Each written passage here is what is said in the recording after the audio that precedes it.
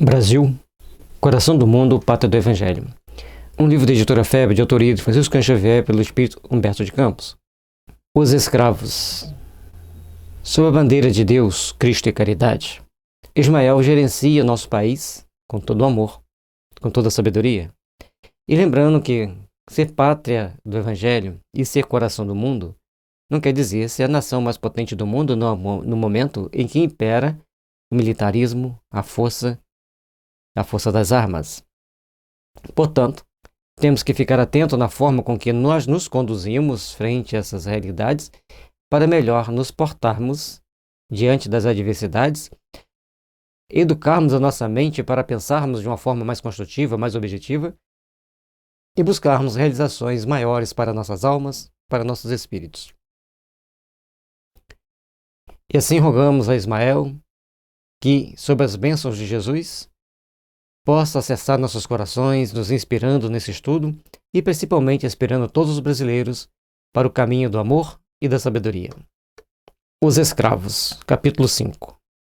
Certo dia, preparava-se, numa das esferas superiores do infinito, o encontro de Ismael com aquele que será sempre caminho, verdade e vida. Por toda parte, abriam-se flores evanescentes, oriundas de um solo de radiosas neblinas.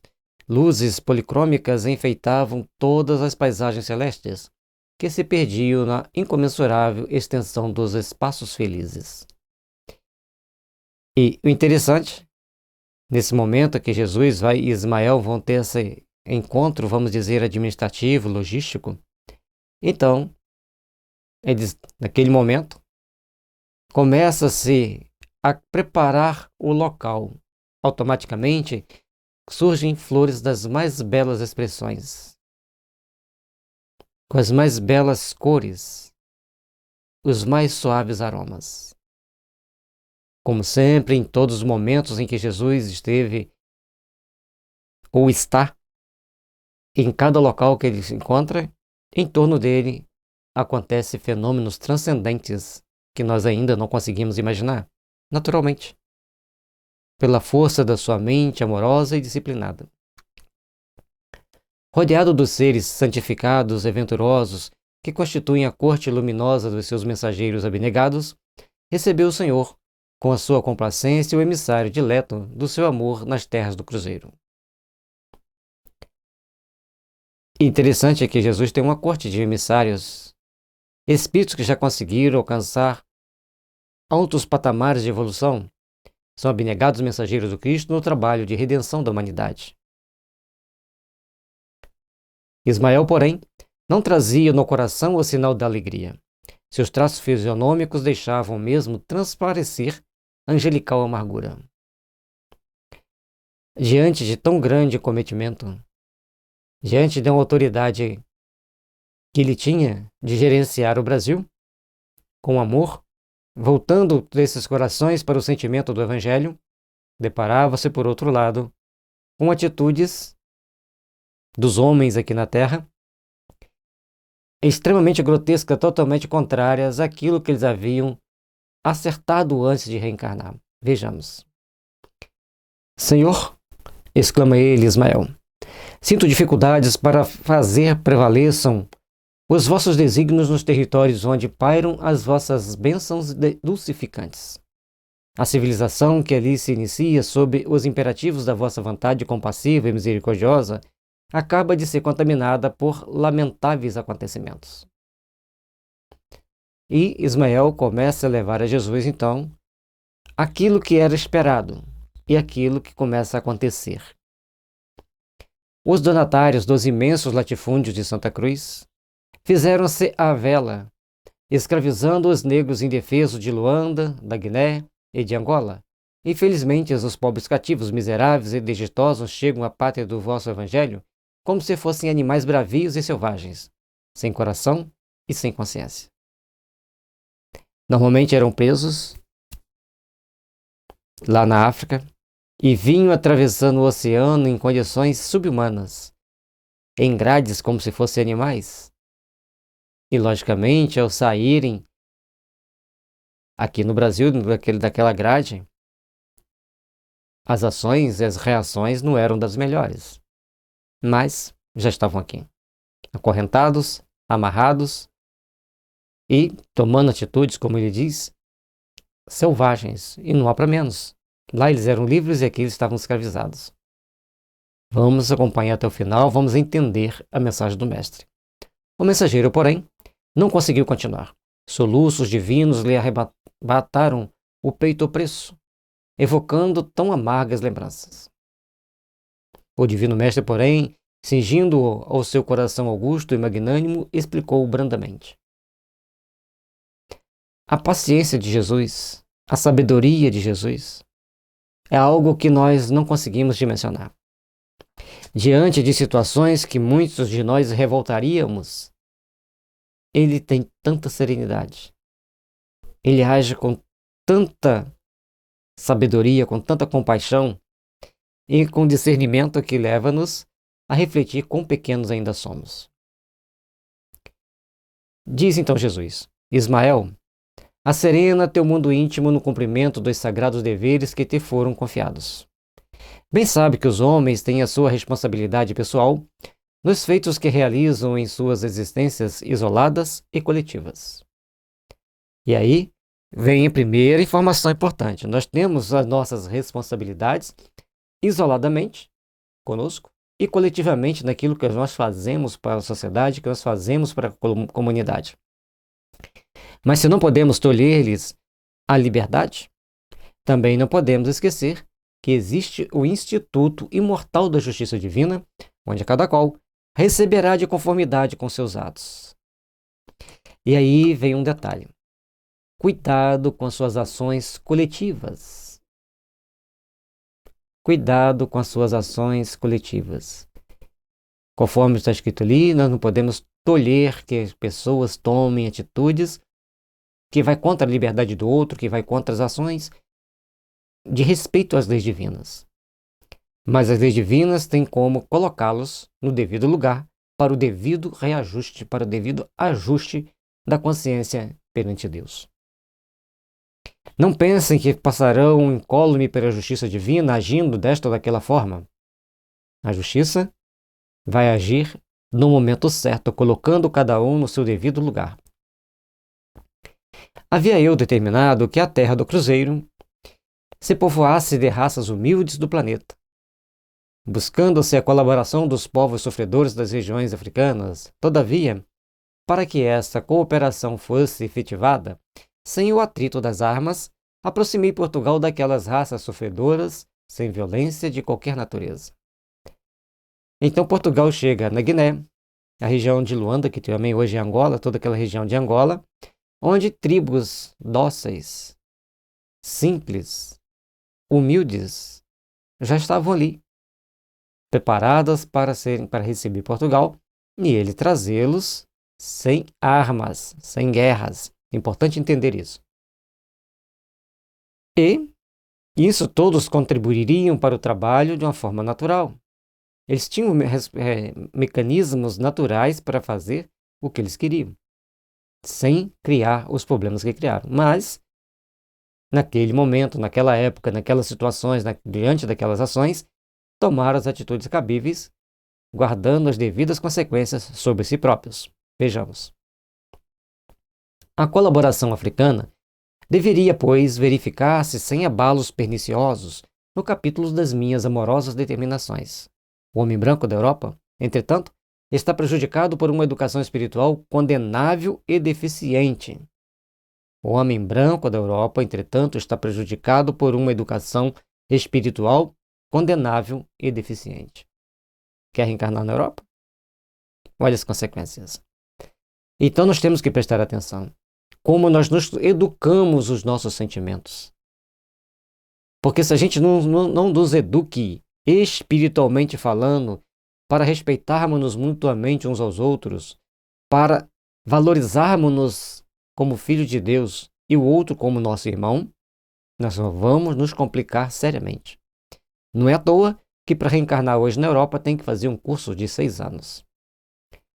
Desejando entregar-se ao prazer fictício dos sentidos, procura eximir-se aos trabalhos pesados da agricultura, alegando o pretexto dos climas considerados impiedosos. Então, não queriam trabalhar, não queriam pegar na enxada, na foice, no machado, arrumaram um jeito mais prático. Eles tinham armas, tinha outros recursos que eles poderiam utilizar para dominar os povos mais simples, como os africanos e os índios. Então, começaram a agir. Eles terão a liberdade de humilhar os seus irmãos, em face da grande lei do arbítrio independente, embora limitado, instituído por Deus para reger a vida de todas as criaturas, dentro dos sagrados imperativos da responsabilidade individual. Então, se você quer impor, se você quer imprimir humilhações, se você quer subjugar, roubar, pilhar, saquear, prostituir, ou seja, fazer o que você quiser contra o outro, você vai fazer. Mas só que tem a lei do arbítrio independente, que rege as nossas vidas, e você tomou as atitudes. Se você está empurrando uma pedra de 2 toneladas para lá, essa pedra de 2 toneladas vai vir para você. Ou seja, toda a força que você faz para um lado tem uma força proporcional àquela que você está fazendo voltada para o outro. Então você acha que vai se dar bem, acha que vai fazer tudo que dá na sua cabeça, que você vai conquistar tudo que você quer, mas tem uma lei que coloca um limite até aqui.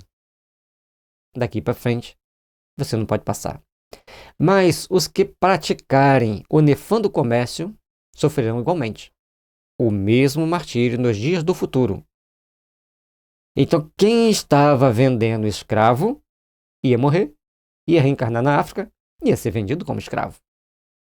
Entenderam a lógica? Então, veja bem. Eles eram comerciantes de escravo, compravam os escravos, traziam.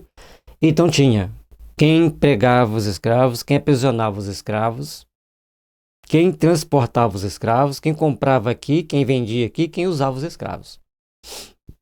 Eles morriam, todo mundo morre. Reencarnavam como negros na África e faziam o mesmo trajeto como escravos. Ah, mas lá na África era uma tribo que roubava a outra para pegar sabotava a outra tribo para trazer aqueles que eles aprisionavam para cá. Aquelas tribos que hoje elas estavam na condição de pegar os negros de lá, os vizinhos, para trazer para cá, iam morrer, iam reencarnar e iriam vir como escravos. Entenderam? Então foram 353 anos de escravidão, de 1535 a 1888. Nesses 353 anos, a vida média dessas pessoas era de 40, 50, poucos passavam de 60 anos.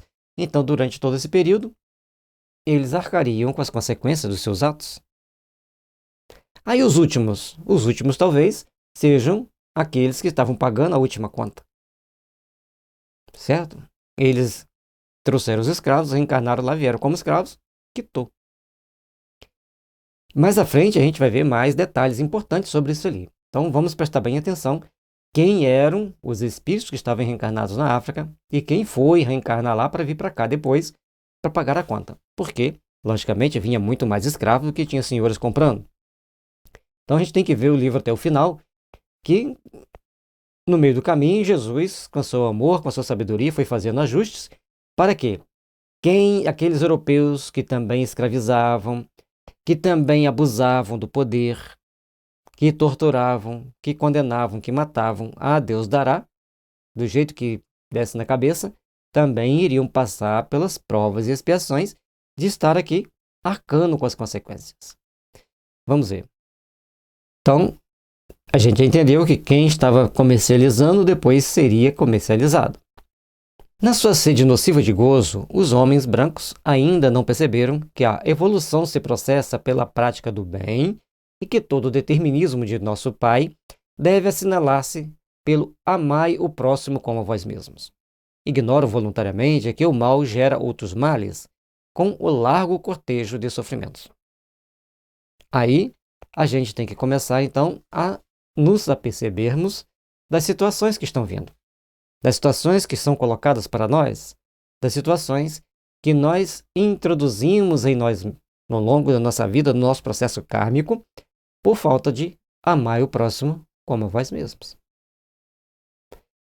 Se está pensando em gozar a vida com todos os prazeres que o mundo lhe oferece, entenda que terás um dia de reparar.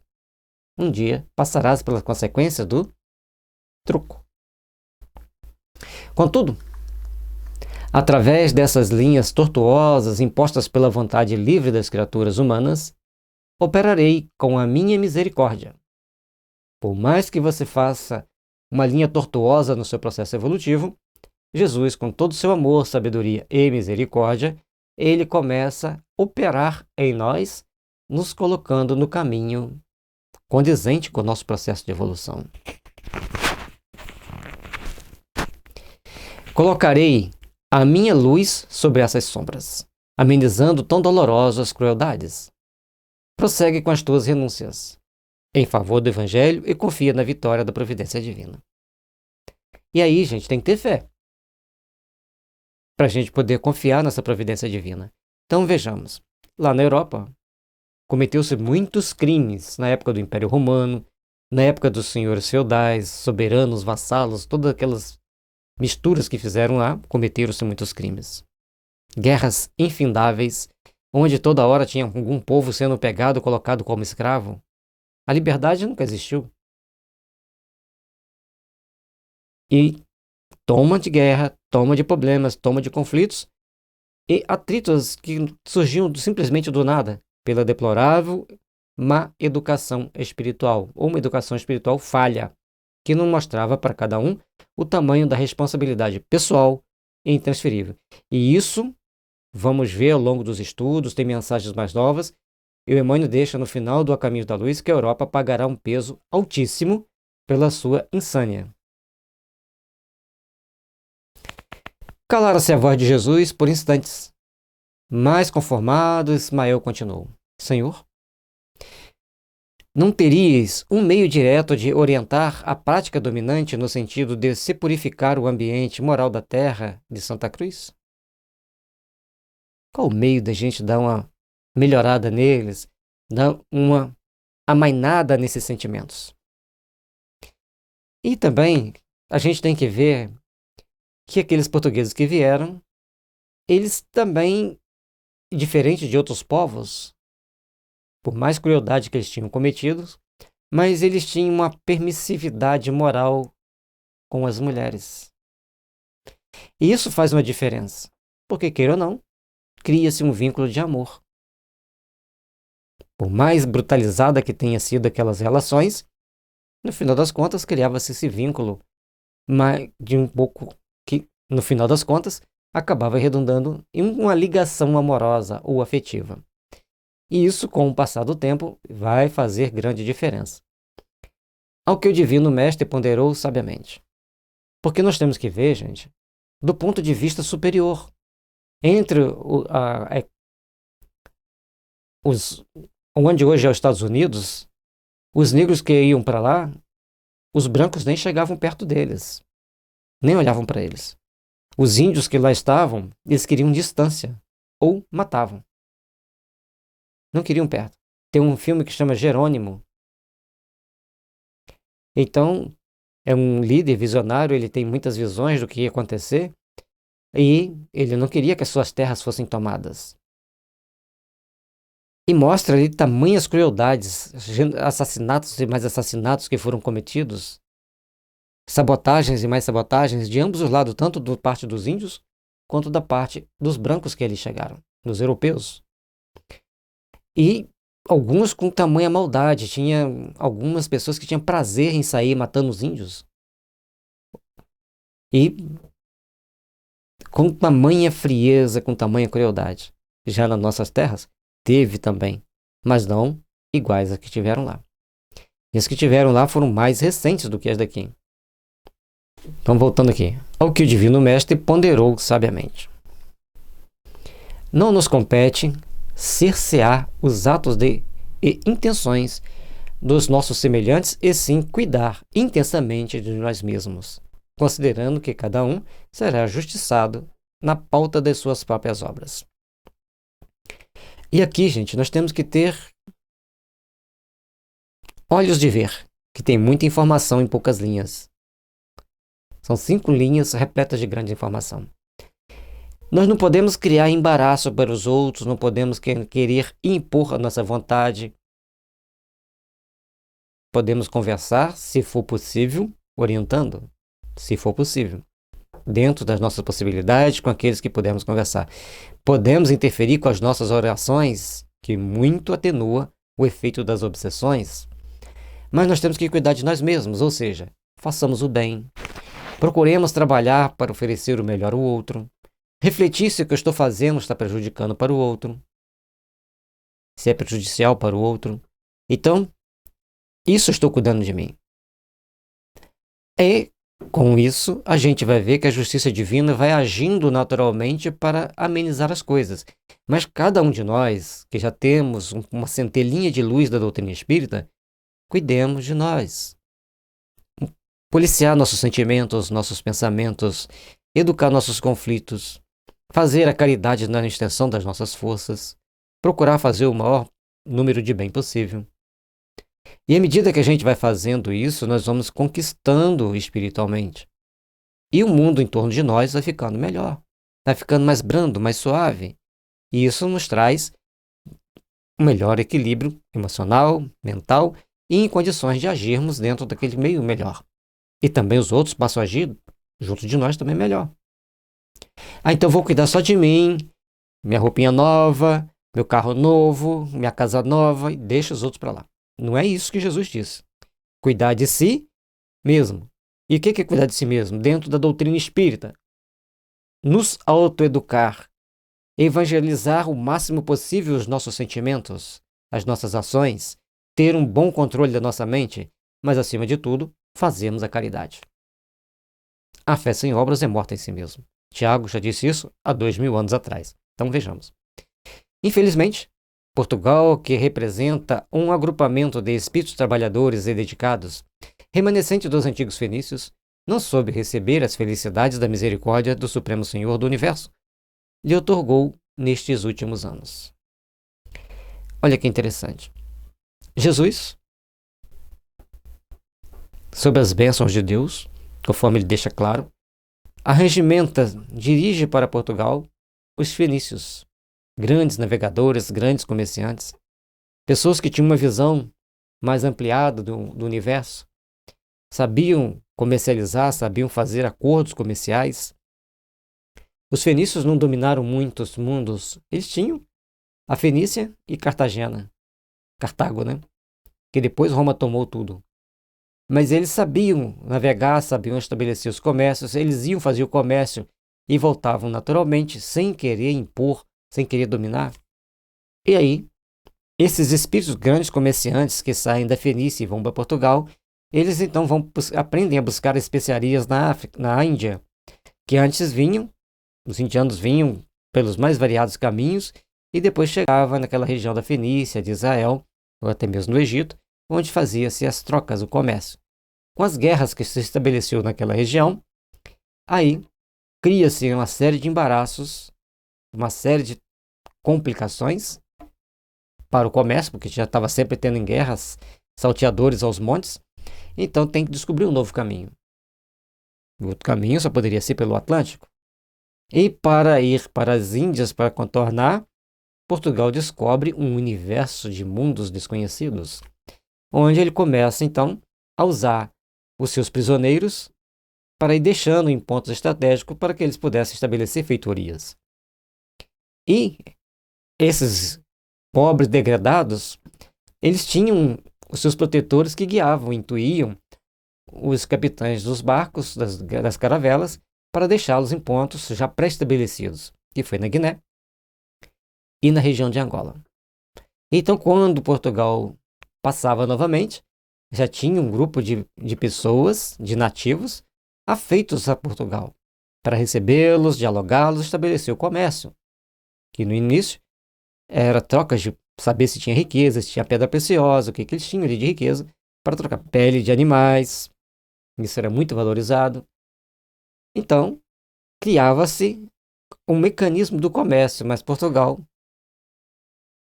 cresceu o olho para conseguir escravos. E aí que veio o grande perigo. Ele poderia usar de outros meios, de outros artifícios? Quais? Talvez ele fale aqui no decorrer do livro. Até os meus ouvidos têm chegado as súplicas dolorosas das raças flageladas por sua prepotência e desmensuradas ambições. O grande problema era não só impor a escravidão, a submissão, mas muitas das vezes deixar passar fome, estuprar, pegar os filhos e vender como se fosse um filhote de cachorro. E eles tinham sentimentos. Então, eram situações delicadas. Aí a gente vê hoje crianças sumindo. Pessoas tentam entrar num país e separam os pais dos filhos. Tem resquícios a serem resgatados de séculos que não pagou. O que Jesus disse? O céu e a terra passarão, mas a minha palavra não passará. E todos nós pagaremos o último iota. Então nós teremos que resgatar todo o nosso karma para entrarmos em um processo de regeneração. E Ele, misericordioso como é, nos dar as oportunidades de passarmos pelo processo de reparação dos erros, que pode ser trabalhando para o bem ou sofrendo. O Chico deixou bem claro, deu uma definição muito perfeita. Nós evoluímos pela água, ou suando no trabalho, ou chorando na inércia. Na Velha Península, já não existe o povo mais pobre e mais laborioso da Europa. O luxo das conquistas lhe amoleceu as fibras criadoras e todas as suas preciosas energias e qualidade de trabalho vêm esmorecendo sob o amontoado de riquezas fabulosas. Então Portugal, que antes era um grande trabalhador, procuravam estudar, entenderam de como construir boas caravelas para suportar o peso das ondas e navegar pelos mares bravios. Existia uma ciência naquilo ali. Tinham que ter conhecimentos, tinha toda uma engenharia para se construir as caravelas. Portanto, já tentaram fazer iguais e não conseguiram. Entretanto, o tempo é o grande mestre de todos os homens e de todos os povos. E se não nos é possível cercear o arbítrio livre das almas, podemos mudar o curso dos acontecimentos a fim de que o povo lusitano aprenda, na dor e na miséria, as lições sagradas da experiência e da vida.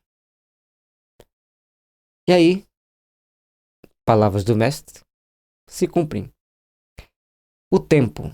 Portugal era um país pobre, mas muito laborioso, muito trabalhador.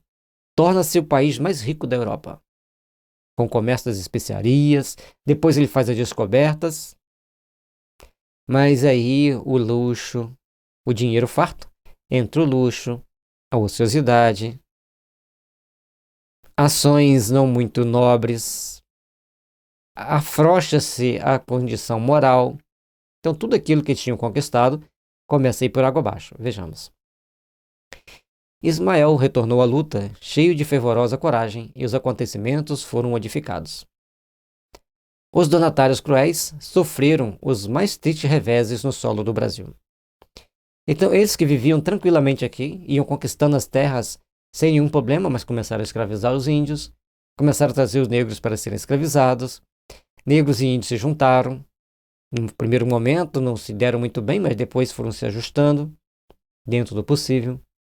E foi acontecendo algumas situações delicadas.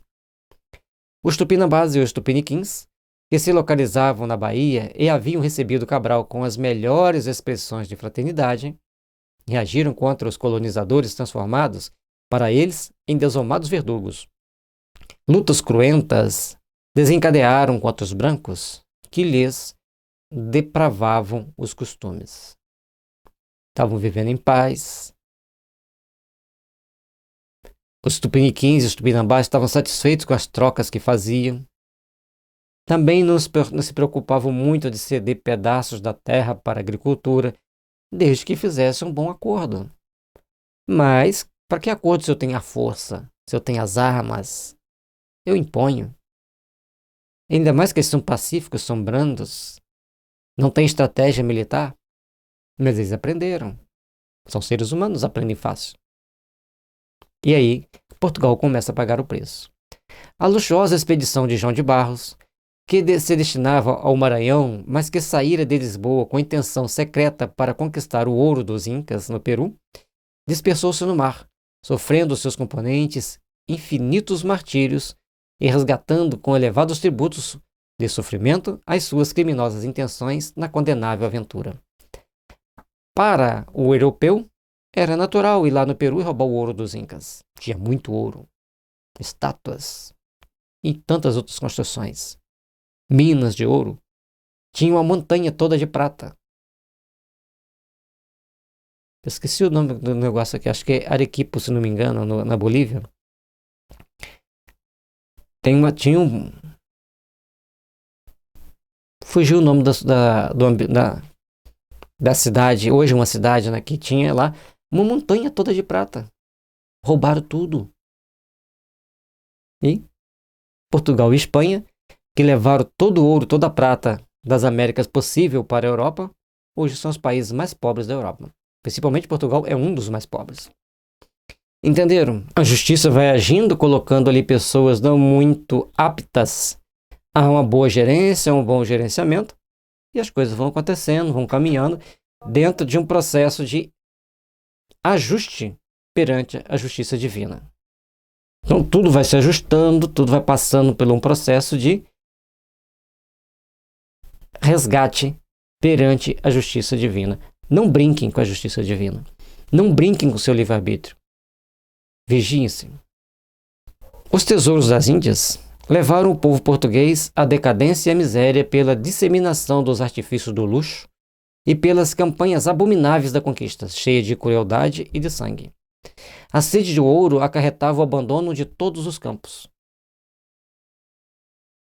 Se eles tivessem trabalhado, é lógico que hoje é fácil a gente fazer esse comentário aqui, mas nós temos que fazer o comentário construtivo.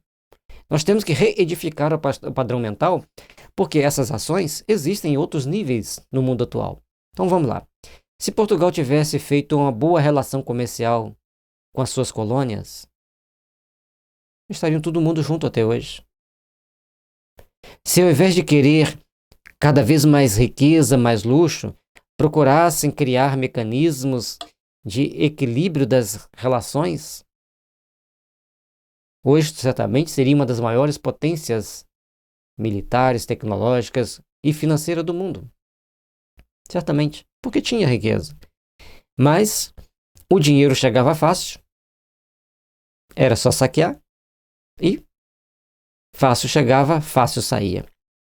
Logicamente que Jesus, conforme a gente vai ver ao longo do estudo do livro, que são muitos capítulos para a gente fazer grandes reflexões, sabia que cada característica daqueles povos, daqueles países da Europa tinha lá a sua própria personalidade, as suas características, suas tendências.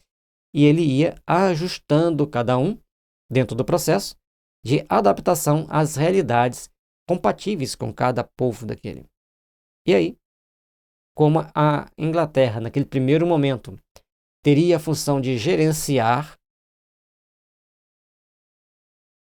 ela foi gerenciando de acordo com a espiritualidade. Vamos ver até o final do livro, para a gente não adiantar muito, mas é só para a gente não... Às vezes a pessoa quer ficar revoltada ou exaltada com algumas informações. Não, vamos com calma. Tudo tinha um planejamento, tudo tinha uma etapa a ser cumprida. Teve exagero, vai ter resgate. E como Portugal eram espíritos mais evoluídos, pagaram a conta primeiro. E assim, rogamos a Jesus que esteja sempre iluminando o nosso divino irmão Ismael, para que ele possa acessar nossos corações, nos conduzir aos caminhos do reconhecimento, da luz e da busca das realizações superiores de nossa alma. Paz e luz, que as bênçãos de Jesus estejam sempre nos envolvendo, sempre nos fortalecendo para essa grande caminhada rumo ao Pai. Não sabemos a que extensão das nossas dívidas perante tudo isso que está aqui. Sabemos apenas que Jesus nos concede, por sua misericórdia, a oportunidade de trabalhar no bem, para resgatarmos-nos das nossas próprias dívidas, aprendendo a controlar a nossa mente, a educar nossos conflitos e, principalmente, a evangelizar nossos sentimentos diante de tantas situações adversas. que tenhamos sabedoria de caminharmos com prudência e segurança ao longo da nossa grande jornada aqui na Terra.